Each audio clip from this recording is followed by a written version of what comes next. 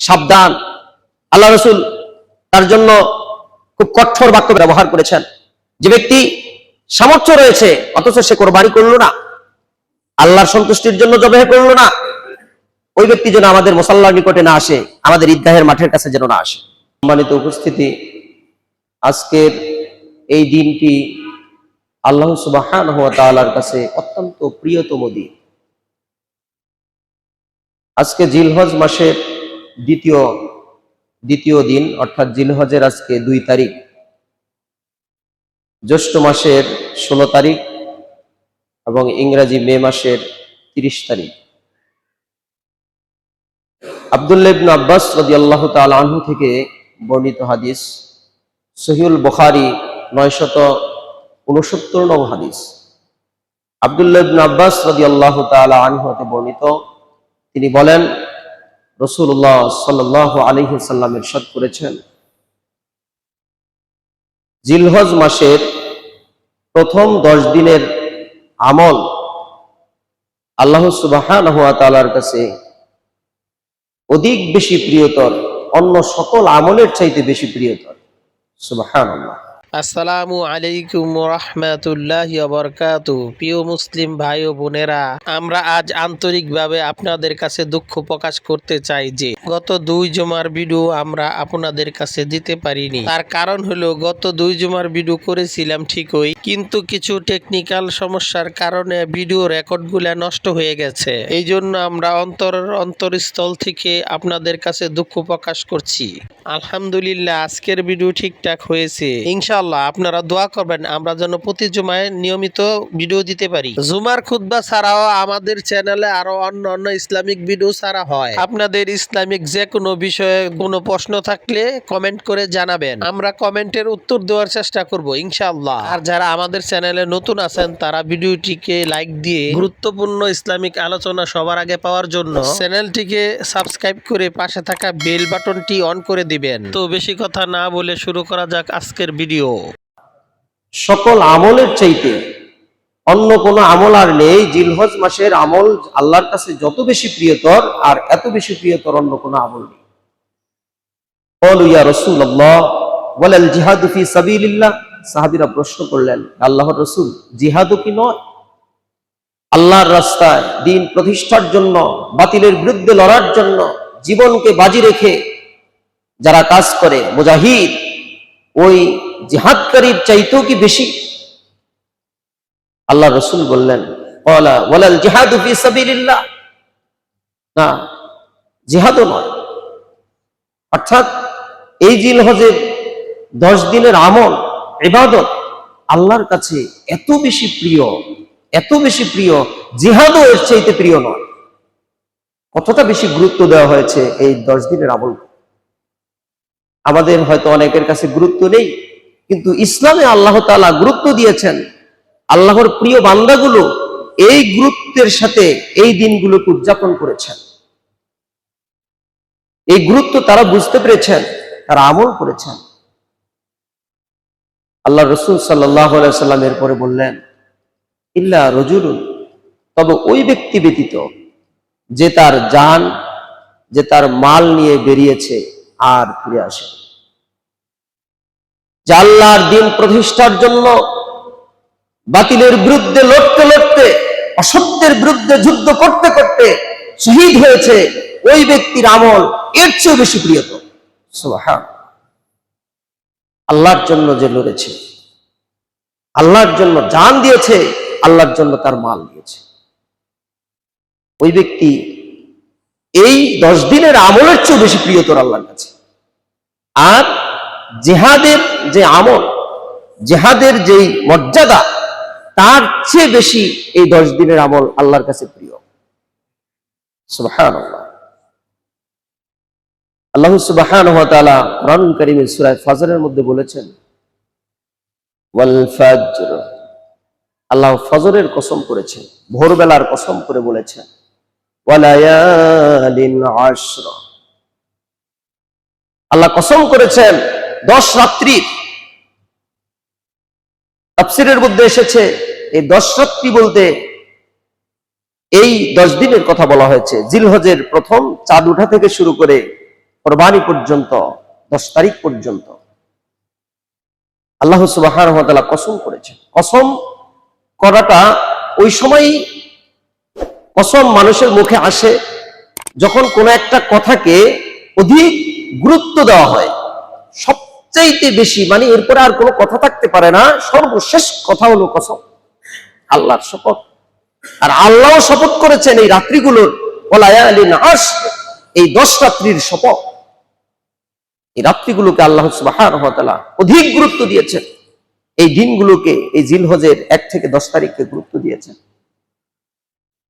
এই জিলহজের 10 দিন আল্লাহর রসুলের সাহাবীরা এবং আল্লাহর রসুল সিয়াম পালন করতেন 9 দিন পর্যন্ত, অর্থাৎ 9 জিলহজ পর্যন্ত। 10 তারিখ ঈদের দিন সিয়াম রাখা হারাম, কিন্তু ঈদের দিনের যে আমল, সে আমলটাও আল্লাহর কাছে অধিক প্রিয়তর। অর্থাৎ 1 থেকে 10 দিনের কথা বলা হয়েছে, কিন্তু 9 দিন পর্যন্ত তারা সিয়াম পালন করতেন, সিয়াম রাখতেন। আবার যারা হজে যেতেন তারা আরাফার দিন সিয়াম বাতিল করতেন, কারণ আরাফার দিনে সিয়াম রাখাটাও নিষিদ্ধ। যারা আরাফার ময়দানে থাকে, কিন্তু যারা আরাফার বাহিরে থাকে তাদের জন্য আবার এর জন্য গুরুত্ব বহন করে এই আরাফার ময়দানের সিয়ামের ক্ষেত্রে। সম্মানিত উপস্থিতি, এই 10 দিন, এই 9 দিন আমরা সিয়াম রাখবো। 10 দিন পর্যন্ত আল্লাহর তাসবিহ, তাহলিল, তাকবীর, সালাত, এরপর কোরআনুল কারীম তেলাওয়াত, দান সদকা করা, আন্তরিকভাবে আল্লাহর জন্য এগুলো আমরা করতে থাকবো। কারণ আল্লাহ রসুল বলেছেন এই 10 দিনের আমলগুলো আল্লাহর কাছে অধিক প্রিয়তর। আমলগুলো মানে আপনি যা ইবাদত করছেন, যা আমল করছেন, এগুলো আল্লাহর কাছে প্রিয়, অধিক প্রিয়। এর চেয়ে প্রিয় আর কিছু নেই, জিহাদও নয়। তাহলে এই 10 দিন আমরা উদার মনে, আন্তরিকতার সাথে, ইখলাসের সাথে আমরা আমাদের রবের ইবাদত করতে থাকবো। সাহাবীরা তাকবীর পেশ করতেন, যখন জিলহজের চাঁদ উঠে যেত তখন থেকে তারা তাকবীর পড়তেন।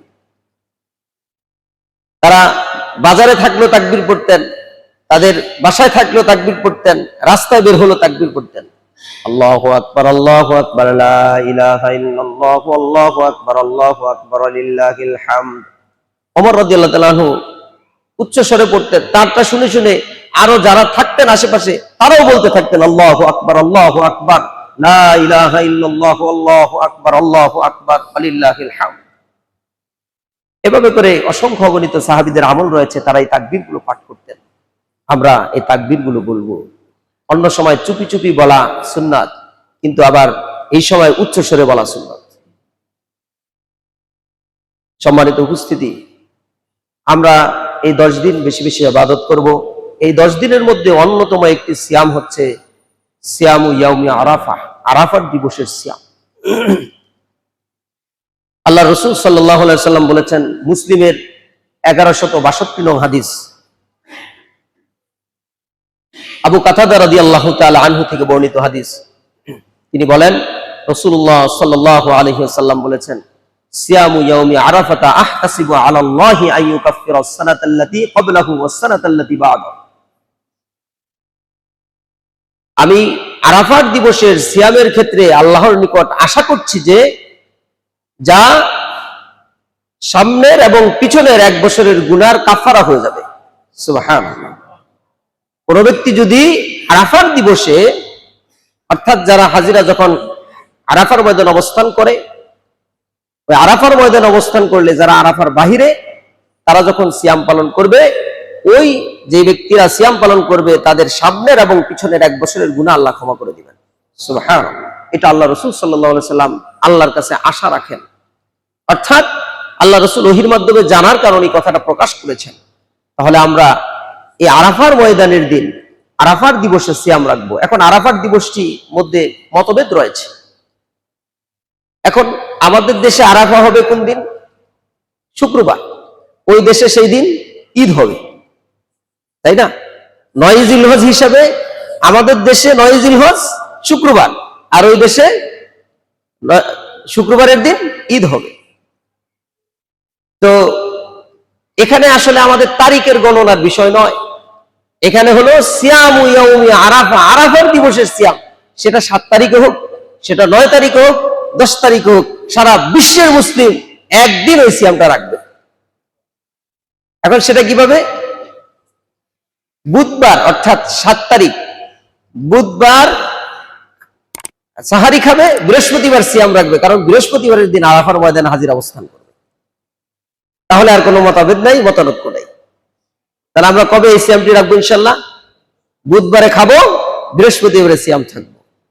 আবার আরেকটি বিষয় বলে দিচ্ছি, আইয়ামে তাশরিকের যে দিনগুলো, সেই দিনগুলো বৃহস্পতিবার ফজর থেকে শুরু হয়ে সোমবার আসর পর্যন্ত এই আইয়ামে তাশরিকের যে তাকবীর গুলো, এই তাকবীর প্রতি সালাতের পর পর আমরা দিতে থাকবো এই 5 দিন পর্যন্ত। আল্লাহু আকবার, আল্লাহু আকবার, লা ইলাহা ইল্লাল্লাহু, আল্লাহু আকবার, আল্লাহু আকবার, ওয়ালিল্লাহিল হামদ। সম্মানিত উপস্থিতি, তাহলে আরাফাত দিবসের সিয়ামের অনেক গুরুত্ব রয়েছে, যা বান্দার সামনের এবং পিছনের গুনাহ আল্লাহ ক্ষমা করে দিবেন। এজন্য আমরা আরাফাত দিবসে ইনশাআল্লাহ সিয়াম পালন করার চেষ্টা করব। আল্লাহ তাআলা আমাদেরকে সহজ করুন, আমিন। সম্মানিত উপস্থিতি, এই মাসের মধ্যে এই 10 দিনের অন্যতম গুরুত্বপূর্ণ একটি দিন ঈদুল আজহার দিন। আল্লাহর কাছে এই দিনটি অধিক প্রিয়। এই মুসলিম জাতির কাছে 2টি আনন্দের দিন আল্লাহ তাআলা উপহার দিয়েছেন। একটি হচ্ছে ঈদুল ফিতর, আর একটি হচ্ছে ঈদুল আজহা। এই ঈদুল আজহা, যেটাকে ইয়াউমুন নাহার বলা হয়, কোরবানির দিন, এই ঈদুল আজহার দিন আল্লাহ তাআলার কাছে অধিক প্রিয়। এই দিনের আমলগুলো আল্লাহ তাআলা পছন্দ করেন। এই দিনের মধ্যে প্রথম কাজটি হলো 2 রাকাত সালাত। ফজরের সালাতের পরে প্রথম যেই কাজ, সেটা হলো 2 রাকাত সালাত আদায় করা, ইমামের খুতবা শোনা। তারপরে হচ্ছে কোরবানি। কোরবানির অনেক গুরুত্ব, তাৎপর্য রয়েছে ইসলামে। আল্লাহ সুবহানাহু ওয়া তাআলা কোরআনুল কারীমের মধ্যে কোরবানি সম্পর্কে আলোচনা করেছেন। রাসূলুল্লাহ সাল্লাল্লাহু আলাইহি ওয়াসাল্লাম হাদিসের মধ্যে এই কোরবানি সম্পর্কে গুরুত্ব দিয়েছেন। আল্লাহ সুবহানাহু ওয়া তাআলা 22 নং সূরা আল হজ এর 36 নং আয়াতের মধ্যে ঘোষণা করে বলেন, ওয়াল বুদুনা জাআলনাহা লাকুম মিন শাআইরিল্লাহি লাকুম ফিহা খায়র। আল্লাহ রাব্বুল আলামিন বলেন, আর আমি কোরবানির পশুগুলো তোমাদের জন্য আল্লাহর নিদর্শন সমূহের অন্তর্ভুক্ত করেছি। লাকুম ফিহা খায়র, এর মধ্যে তোমাদের জন্য কল্যাণ রয়েছে। তোমরা যারা কোরবানি করবা, আল্লাহর জন্য পশু জবেহ করবা, পশুর উপর আল্লাহর বরত্ব ঘোষণা করবা, তাদের জন্য কল্যাণ রয়েছে এই কোরবানির মধ্যে। লাকুম ফিহা খায়র, আল্লাহ রাব্বুল আলামিন ঘোষণা দিয়েছেন। আমরা দেখা গেল আল্লাহর কোনো কাজ করতে গেলে, আমাদের যেখানে আল্লাহর কাজ করতে গিয়ে অর্থ ব্যয় হবে, সেখানে আমরা অনেক চিন্তা গবেষণা করি এবং অনেক ভাবতে থাকি, অন্তর আমাদেরকে ছোট করে রাখার চেষ্টা করে। আমাদের শিরা উপশিরাগুলো এভাবে করে টেনে ধরে। আল্লাহর জন্য আপনি কোরবান করবেন, অথচ লক্ষ লক্ষ টাকা বছরে খরচ করেছেন। আল্লাহ আপনাকে সুযোগ দিয়েছে ইনকাম করার, আবার ব্যয় করারও সুযোগ দিয়েছে, কিন্তু কোরবানির সময় দেখা গেল আপনি একেবারে নিম্নমানের পশু দিয়ে কোরবানি দেওয়ার চেষ্টা করছেন। অথবা অনেকে বছর ধরে খুব সুন্দর চলছে, টাকা পয়সার অভাব নেই, কিন্তু কোরবানির সময় সে কোরবানি দিতে চিন্তা গবেষণা করে, এক পর্যায়ে কোরবানি দেয় না। যে এত টাকা দিয়ে কোরবানিটা দিব, 10, 15, 20 হাজার টাকা, 50, 1 লাখ টাকা দিয়ে, এটা তো আমার কমে যাবে।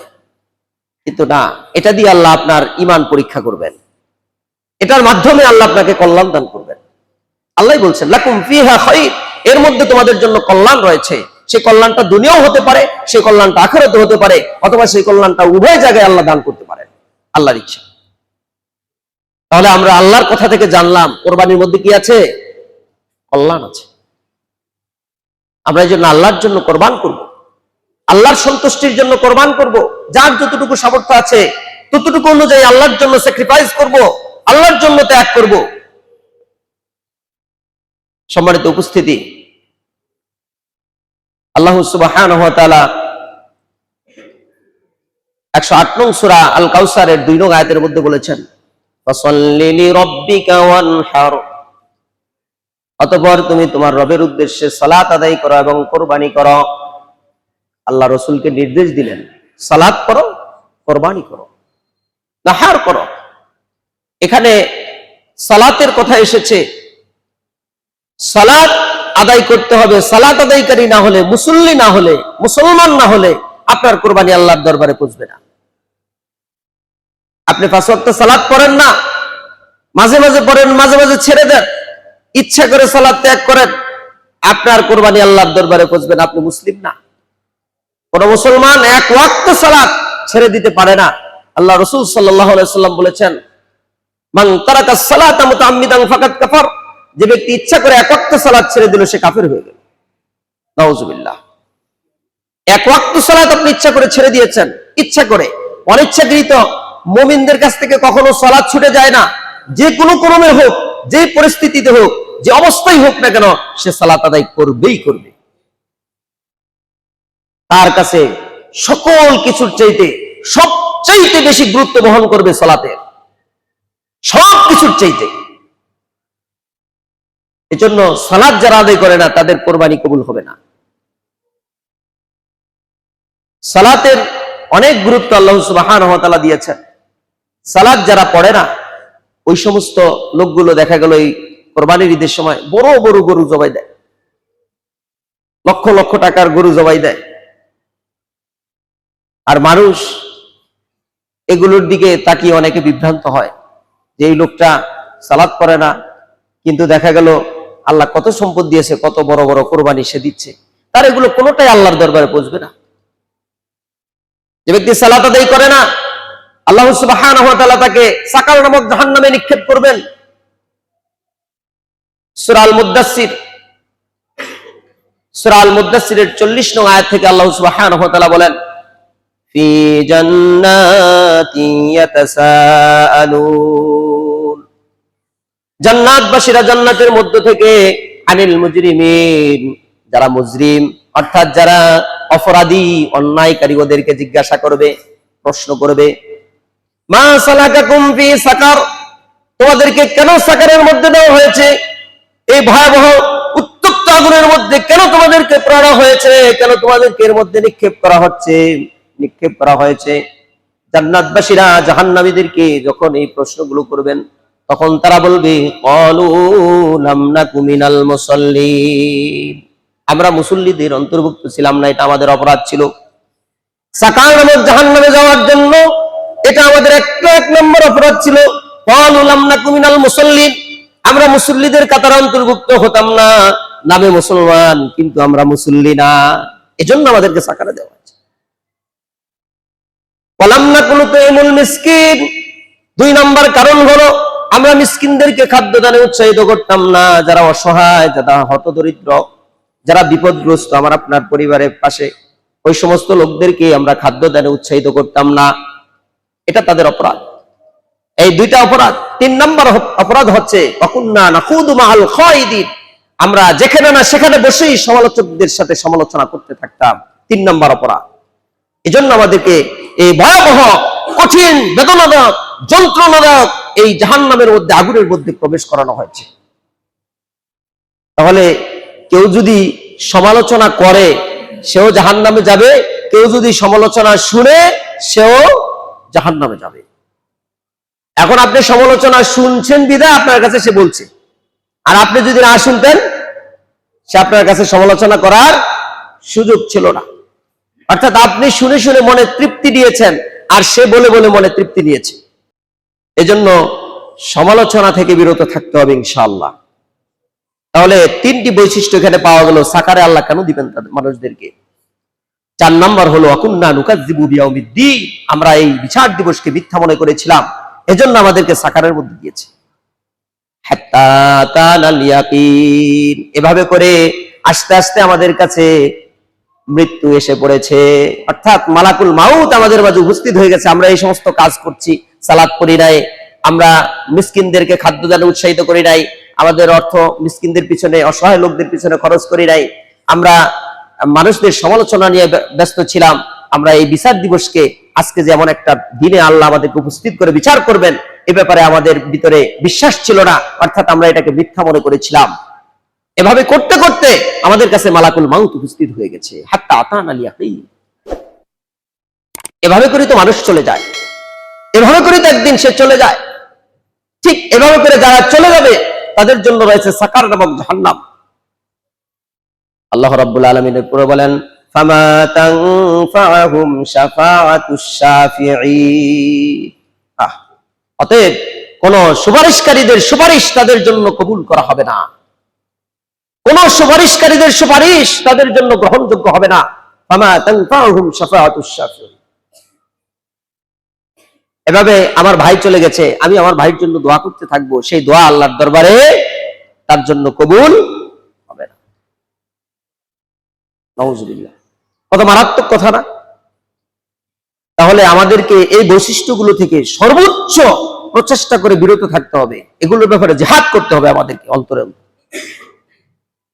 আমরা ইনশাআল্লাহ এই সাকার নামক জাহান্নামে যাওয়ার যে বৈশিষ্ট্যগুলো আল্লাহ সুবহানাহু ওয়া তাআলা বলেছেন, এগুলো থেকে আমরা ইনশাআল্লাহ বিরত থাকবো। আল্লাহ আমাদের কবুল করুন, আমিন। সম্মানিত উপস্থিতি, তাহলে সালাতের গুরুত্ব রয়েছে। সালাত না হলে তার কোরবানি হবে না। সালাত যদি ব্যক্তি না পড়ে তাহলে তার কোরবানি আল্লাহর দরবারে গ্রহণযোগ্য হবে না, ওই ব্যক্তির কোরবানি বাতিল। আল্লাহ রাসূল সাল্লাল্লাহু আলাইহি ওয়াসাল্লাম ইবনে মাজাহ 3123 নং হাদিসের মধ্যে ঘোষণা করে বলেছেন, আল্লাহ রাসূল সাল্লাল্লাহু আলাইহি ওয়াসাল্লাম বলেন, যার সামর্থ্য রয়েছে অথচ সে কোরবানি করলো না, সেজন্য আমাদের ঈদগাহের নিকটবর্তী না হয়। সাবধান। আল্লাহ রাসূল তার জন্য খুব কঠোর বাক্য ব্যক্ত করেছেন, ব্যবহার করেছেন। মান কানা লাহু সাআতান ওয়া লাম ইউদাহি ফালা ইয়াকরাবান্না মুসাল্লানা। যে ব্যক্তি সামর্থ্য রয়েছে অথচ সে কোরবানি করলো না, আল্লাহর সন্তুষ্টির জন্য জবাহ করলো না, ওই ব্যক্তি যেন আমাদের মুসাল্লার নিকটে না আসে, আমাদের ঈদগাহের মাঠের কাছে যেন না আসে। তাহলে যাদের সামর্থ্য আছে অবশ্যই আমরা কোরবানি করব। আর কোরবানি করার আগে অন্তত যদি আগে কোনো ভুল করে থাকি, সালাত ছেড়ে দিয়ে থাকি, পরিপূর্ণভাবে আজ থেকে তওবা করে আমরা আল্লাহ সন্তুষ্টির জন্য কোরবানি দেওয়ার জন্য প্রস্তুতি নেব ইনশাআল্লাহ। আজ থেকে, এখন থেকেই ধরবো, সালাত যেন কখনো আমার জীবনে আর ছুটে না যায়। যেখানে যে অবস্থায় যে পরিস্থিতিতে থাকি না কেন, দেখেন সাহাবীরা একদিকে যুদ্ধ করতো, আরেকদিকে সালাতে দাঁড়াইতো। 2 রাকাত পড়তো এক শ্রেণী, আবার 2 রাকাত পড়তো। এভাবে করে যুদ্ধের ময়দানেও তাদের জন্য সালাত মওকুফ করা হয় নাই। আপনি কোন পরিস্থিতিতে সালাতকে বাতিল করে দিচ্ছেন? কোরআনে আল্লাহ বর্ণনা করেছেন। তাহলে যুদ্ধের ময়দানেও যদি সালাত বাতিল না হয়, আপনি দৌড়ানো অবস্থা আছেন, দৌড়ানো অবস্থায় সালাত আপনাকে পড়তে হবে। আল্লাহর ধ্বনি যখন আসবে আপনার কানে, আজানের যখন বাণীগুলো আপনার কানে পৌঁছবে, ওই অবস্থায় আপনাকে পড়তে হবে। আপনি সাগরের মাঝে পড়ে গেছেন, সেখানে আপনি আওয়াজ শুনছেন, কিন্তু আপনার মৃত্যু অবধারিত, আপনি মরে যাবেন এটা আপনি জানেন, কিন্তু সজ্ঞানে আপনি শুনতে পাচ্ছেন আজানের ধ্বনি। ওই অবস্থায় আপনার ইশারার মাধ্যমে সালাত পড়লে আপনাকে পড়তে হবে। সালাত আপনার জন্য বাতিল না, পড়তেই হবে। সম্মানিত উপস্থিতি, তাহলে আমরা কোরবানির আগে সালাতের গুরুত্ব অবশ্যই দেব। সালাত করব, কোরবানি করব আল্লাহর জন্য। সামর্থ্য যার যার আছে, সবাই সামর্থ্য অনুযায়ী। আমার সামর্থ্য আছে 12,000 টাকা দিয়ে একটা বকরি কিনে কোরবানি দেওয়ার, আমি সেটাই দেব। আপনার সামর্থ্য আছে 2 লাখ টাকা খরচ করে কোরবানি দেওয়ার, আপনি সেটাই দিবেন। আল্লাহ পরীক্ষা করছেন আপনার এই কোরবানির মাধ্যমে আপনি কতটুকু প্রস্তুত আল্লাহর জন্য। আল্লাহ আপনাকে এটা দিয়ে জাস্টিফাই করবেন। সম্মানিত উপস্থিতি, কোরবানি কবুল হওয়ার 2টি শর্ত রয়েছে, আহকাম রয়েছে। প্রত্যেকটি ইবাদতের কবুল হওয়ার পিছনে 2টি আহকাম রয়েছে। একটি আহকাম হচ্ছে ইখলাস, আপনার একনিষ্ঠতা, আপনার ভিতরে তাকওয়া, আল্লাহ ভীতি। এটা যদি না থাকে, ইখলাস যদি না থাকে, আল্লাহর জন্য একমাত্র যদি না থাকে, তাহলে আপনার এটা কবুল হবে না। যেমন হাবিল এবং কাবিলের ইতিহাস থেকে আমরা জানি, কাবিলেরটা আল্লাহর দরবারে কবুল হয়নি, কিন্তু হাবিলের কোরবানি কবুল হয়েছে। তখন হাবিল কাবিলকে কি বলেছেন? সূরা আল মায়েদা 27 নং আয়াত, আল্লাহ বলছেন, ইন্নামা ইয়াতাকাব্বালুল্লাহু মিনাল মুত্তাকিন। হাবিল কাবিলকে বললেন, নিশ্চয়ই আল্লাহ তাআলা মুত্তাকি লোকদের কোরবানিটাই কবুল করে থাকেন। সুবহানাল্লাহ। তাহলে যে মুত্তাকি না, যে তাকওয়াবান না, যে পরহেজগার না, যার ভিতরে আল্লাহভীতি নাই, তার কোরবানি কবুল হয় না। একটু বিবেচনা করে দেখুন আপনার ভিতরে আল্লাহভীতি আছে? আল্লাহকে ভয় করছেন? আল্লাহর ভয় আছে আপনার ভিতরে? তাকওয়া আছে? একটু চিন্তা করে দেখুন, তাহলে আপনি পেয়ে যাবেন আপনার কোরবানিটি আল্লাহর দরবারে কবুল হবে কিনা। সম্মানিত উপস্থিতি, আল্লাহ সুবহানাহু ওয়া তাআলা 22 নং সূরা আল হজ এর 37 নং আয়াতের মধ্যে ঘোষণা করে বলেন, লা ইয়ানালাল্লাহু লুহুমুহা ওয়ালা দিমাউহা ওয়ালাকিন ইয়ানালুহুত তাকওয়া মিনকুম। এই কোরবানির পশুর মধ্য থেকে এর গোশত এবং রক্ত কোনোটাই আল্লাহর দরবারে পৌঁছায় না, শুধুমাত্র তোমাদের তাকওয়া এবং আল্লাহ ভীতি আল্লাহর দরবারে পৌঁছে যায়। সুবহানাল্লাহ। কোনটা যাবে? তাকওয়া। আল্লাহ আর কোনোটা কবুল করে না, আল্লাহর কাছে আর কোনোটা যায় না। কতটুকু পরিমাণের গোশত দিয়ে গোশতের গরু আপনি জবাই দিলেন, খাসি জবাই দিলেন, সেটা আল্লাহর কাছে গ্রহণযোগ্য বিষয় নয়। এই পশুর মধ্য থেকে কত রক্ত প্রবাহিত হলো, এটা আল্লাহর দরবারে আল্লাহর কাছে গ্রহণযোগ্য বিষয় নয়। গ্রহণযোগ্য বিষয় হলো ওয়ালাকিন ইয়ানালুহুত তাকওয়া মিনকুম, আপনার ভিতরে কতটুকু তাকওয়া আছে, আল্লাহ ভীতি আছে। এই তাকওয়া অর্জন করতে হবে, আল্লাহ ভীতি অর্জন করতে হবে, তাহলে আল্লাহর দরবারে কোরবানি আপনার জন্য কবুল হবে। সম্মানিত উপস্থিতি, আমরা একটি আহকাম জানলাম যে আহকামটি হচ্ছে ইখলাস। ইখলাস থাকলে আল্লাহর দরবারে ইবাদত কবুল হয়, কোরবানি কবুল হবে, সেটা হলো তাকওয়া। আরেকটি হচ্ছে আল্লাহ এবং তার রাসূল সাল্লাল্লাহু আলাইহি ওয়াসাল্লামের আদর্শ ছাড়া যদি হয় সেটা কবুল হবে না। আল্লাহ এবং তার রাসূল সাল্লাল্লাহু আলাইহি ওয়াসাল্লামের নির্দেশনা মোতাবেক যদি আপনি আমল করে থাকেন, তাহলে ওই আমল আল্লাহর দরবারে কবুল হবে। এই দুইটা আহকামের উপরে আপনার আমার আমল গ্রহণযোগ্যের বিষয় রয়েছে। আল্লাহ সুবহানাহু ওয়া তাআলা 33 নং সূরা আল আহজাব 36 নং আয়াতের মধ্যে ঘোষণা করে বলেন, ওয়ামা কানা লিমুমিনিন ওয়ালা মুমিনাতিন ইযা কাদাল্লাহু ওয়া রাসূলুহু আমরান আন ইয়াকুনা লাহুমুল খিয়ারাতু মিন আমরিহিম ওয়া মান ইয়াসিল্লাহা ওয়া রাসূলাহু ফাকাদ দাল্লা দালালাম মুবিনা।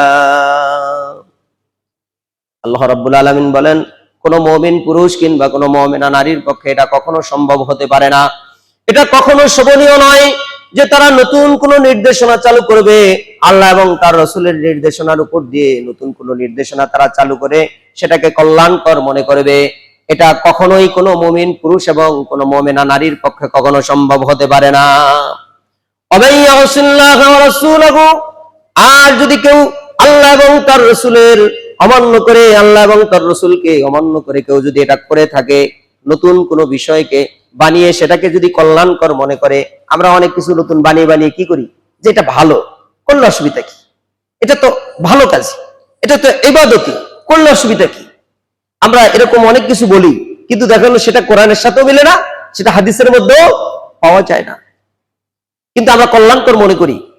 আল্লাহ বলছেন, ওমাইয়া রাসূলুল্লাহ ওয়া রাসূলুহু, আর যে ব্যক্তি আল্লাহ এবং তার রাসূলের অমান্য করে, আল্লাহ এবং তার রাসূলকে অমান্য করে এরকম কাজ করে থাকে, ফাকাদ দাল্লা দালালাম মুবিনা, ওই ব্যক্তি সুস্পষ্ট পথভ্রষ্টতার মধ্যে পতিত হয়ে যায়। নাউযুবিল্লাহ। তাহলে তার আমল তো গ্রহণ করার প্রশ্নই জাগে না, সে পথভ্রষ্ট, স্পষ্ট পথভ্রষ্ট। তাহলে আল্লাহ এবং তার রাসূলের বাহিরে গিয়ে কোন আমল আল্লাহর দরবারে কবুল হবে না, গ্রহণযোগ্য হবে না। সম্মানিত উপস্থিতি, আল্লাহ সুবহানাহু ওয়া তাআলা সূরা হাশরের 7 নং আয়াতের মধ্যে ঘোষণা করে বললেন, ওয়ামা আতাকুমুর রাসূলু ফাখুযুহু ওয়া মা নাহাকুম আনহু ফান্তাহু ওয়াত্তাকুল্লাহ ইন্নাল্লাহা শাদীদুল ইকাব।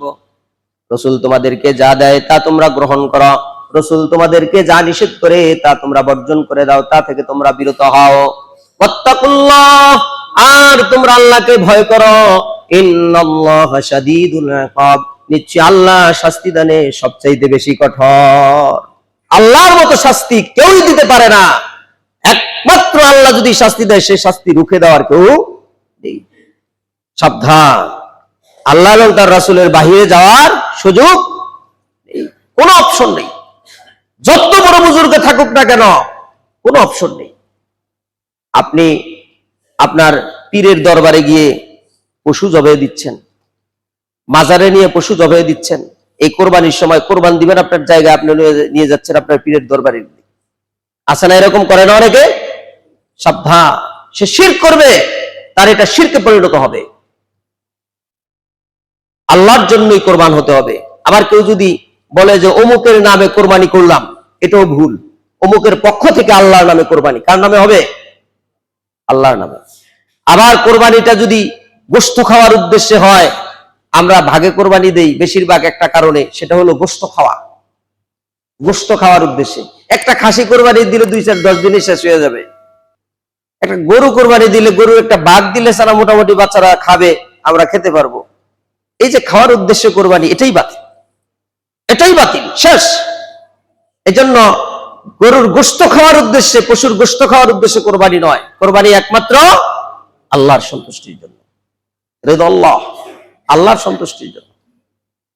তাহলে কোরবানিটা আল্লাহর জন্য হবে, কাউকে দেখানোর উদ্দেশ্য নয়। আর ইখলাস থাকতে হবে আল্লাহর জন্যই। আর এই আহকাম অর্থাৎ কোরবানি কবুল হওয়ার পিছনে দুইটা কথা, একটা হচ্ছে ইখলাস ঠিক থাকতে হবে, আরেকটি হচ্ছে আল্লাহ এবং তার রাসূলের পদ্ধতি অনুসরণ করে হতে হবে। আল্লাহ সাবধান করেছেন সূরা আল জিন 72 নং সূরার 23 নং আয়াত, আল্লাহ বলছেন, ওয়ামান ইয়াসিল্লাহু ওয়া রাসূলাহু ফাইন্না লাহু নার জাহান্নামা খালিদিনা ফিহা আবাদা। যে ব্যক্তি আল্লাহ এবং তার রাসূলকে অমান্য করে, আল্লাহ এবং তার রাসূলকে অমান্য করে চলে, সে মুসলমান, সে দাবি করে আমি মুহাম্মদ সাল্লাল্লাহু আলাইহি সাল্লামকে নবী মানি, সে দাবি করে আমি আল্লাহকে আমার রব মানি, আমি ইসলামকে আমার জীবন পদ্ধতি মানি, সে দাবি করে। কিন্তু সে আল্লাহ বলেছে সেটাকে সে পছন্দ করে না, আল্লাহ রসুল বলেছে সেটাকে সে পছন্দ করে না, ওটা বাঁকা করে সে করে, ওই ব্যক্তি হলো ইয়াসা করে, অর্থাৎ অমান্য করে চলে। যে ব্যক্তি আল্লাহ এবং তার রসুলকে অমান্য করে, ওই ব্যক্তির জন্য রয়েছে জাহান্নামের আগুন, ফাইন্না লাহু নারা জাহান্নামা খালিদিনা ফিহা আবাদা। আর সেখানে সে চিরকাল থাকবে, ওই জাহান্নামীকে আর কখনো কশ্চিনকালও বের করা হবে না। নাউজুবিল্লাহ। আপনি আমি বলি কালেমা পড়ছি তো পড়ছি একবার যেহেতু লা ইলাহা ইল্লাল্লাহ পড়েছি, অর্থাৎ আমরা কোথায় চলে যাব? একদিন জান্নাতে চলে যাব। কিন্তু আপনি লা ইলাহা ইল্লাল্লাহ পড়ার পরে এই সমস্ত কাজগুলো করার কারণে আপনি জাহান্নামে যাবেন, আর জাহান্নামে যাওয়ার কারণে কখনো ওই জাহান্নাম থেকে আপনাকে বের করা হবে না। এই আয়াত থেকে সেটা প্রমাণ। সম্মানিত উপস্থিতি, মক্কার লোকেরা লা ইলাহা ইল্লাল্লাহ বুঝেছে, ওইভাবে করে তারা আমল করেছে। আমরা লা ইলাহা ইল্লাল্লাহর মর্যাদা মর্তবা বুঝি না। তাহলে কোরবানি আল্লাহর জন্য করব, আল্লাহর সন্তুষ্টির জন্য। কোরবানি করতে গিয়ে যে দুইটা আহকাম রয়েছে, এই দুইটা আহকাম লক্ষ্য করব। ইখলাস থাকতে হবে, আর আল্লাহ এবং তার রসুলের পদ্ধতি অনুসরণ করে চলতে হবে, আল্লাহ এবং তার রসুলের পদ্ধতি অনুযায়ী হতে হবে। আল্লাহ তাআলা কবুল করুন, আমিন। সম্মানিত উপস্থিতি, পশু সম্পর্কে এবার কিছু বিষয় আমরা জানার চেষ্টা করি। আমি গত জুমার আগের জুমায় বলেছিলাম 4 শ্রেণীর পশু দিয়ে কোরবানি নাজায়েজ। স্পষ্ট কানা, স্পষ্ট খোরা, স্পষ্ট রোগী, স্পষ্ট জীর্ণ শীর্ণ, এমন পশু দিয়ে কোরবানি নাজায়েজ। এগুলো কোরবানি কবুল হবে না। কোরবানির পশু সুঠামো, সুন্দর, স্পষ্ট হতে হবে, এবং সেটা মুসসেনা হতে হবে। লা তাযবাহু ইল্লা মুসসেনা।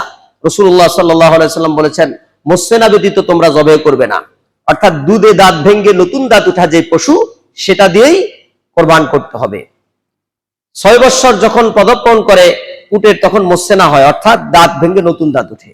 গরুর ক্ষেত্রে 4 বছরে যখন পদার্পণ করে, তখনই 3 বছরে পদার্পণ করলে তখনই গরুর নতুন দাঁত ওঠে। এটা হলো মুসসেনা পশু। আর বকরি হলো 1 বছর গিয়ে 2য় বছরে পড়লে তখন তার নতুন দাঁত ওঠে। সম্মানিত উপস্থিতি, আমরা সুন্দর সুঠামো পশু দিয়ে কোরবানি করবো ইনশাআল্লাহ।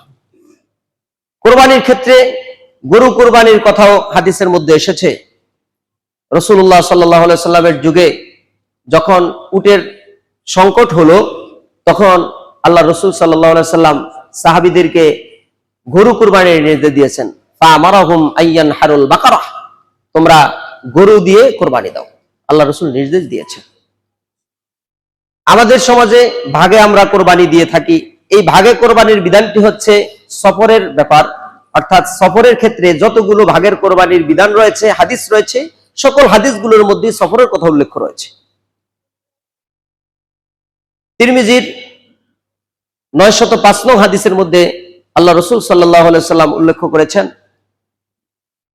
সেখানে আব্দুল্লাহ ইবনে আব্বাস রাদিয়াল্লাহু তাআলা আনহু বলেন, কুন্না মা রাসূলিল্লাহি সাল্লাল্লাহু আলাইহি ওয়াসাল্লাম, আমরা একবার রাসূল সাল্লাল্লাহু আলাইহি সাল্লামের সাথে ফি সফরের অবস্থায় ছিলাম, সফরের মধ্যে ছিলাম। এমতো অবস্থায় আমাদের কাছে কোরবানি উপস্থিত হলো, তখন আমরা 7 জনে একটি গরু এবং 10 জনে একটি উটে শরীক হলাম। এই হাদিসে প্রমাণিত হয় ভাগে কোরবানি দেওয়া যাবে, সেটা হলো সফর, কিন্তু মুকিম অবস্থায় একাই দেওয়া উত্তম। আর একটা পশুর মধ্যেই পুরো পরিবারের কোরবানির যেই হক সেটা আদায় হয়ে যাবে।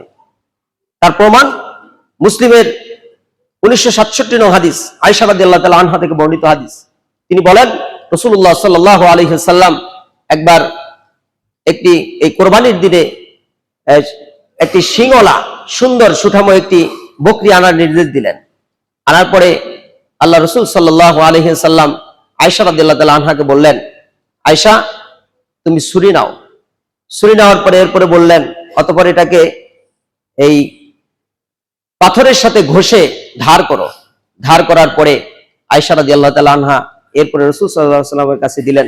আল্লাহ রাসূল সাল্লাল্লাহু আলাইহি ওয়াসাল্লাম ওই পশুটিকে জমিনের মধ্যে শোয়ে দিয়ে আল্লাহর নামে কোরবানি করলেন। সেই সময় বললেন, বিসমিল্লাহি আল্লাহুম্মা তাকাব্বাল মিন মুহাম্মদ ওয়া আলি মুহাম্মদ ওয়া মিন উম্মতি মুহাম্মদ। হে আল্লাহ, আল্লাহর নামে, হে আল্লাহ, এটা মুহাম্মদের পক্ষ থেকে, মুহাম্মদের পরিবারের পক্ষ থেকে, মুহাম্মদের উম্মতের পক্ষ থেকে কবুল করো। তাহলে একটা পশুই একটা পরিবারের জন্য যথেষ্ট। তবে যদি আপনি ভাগে দেন, তাহলে ভাগে দিলে একজন ব্যক্তির মধ্য থেকেই কোরবানিটা গ্রহণযোগ্য হয়, যে দিয়েছে তার থেকেই, কিন্তু পুরো পরিবারের পক্ষ থেকে হক আদায় হয় না। কিন্তু একটা পশু দিলে সেটা সবার জন্য হক আদায় হয়। তাহলে আমরা আমাদের সামর্থ্য অনুযায়ী পশু দিয়ে কোরবানি দেওয়ার চেষ্টা করবো ইনশাআল্লাহ।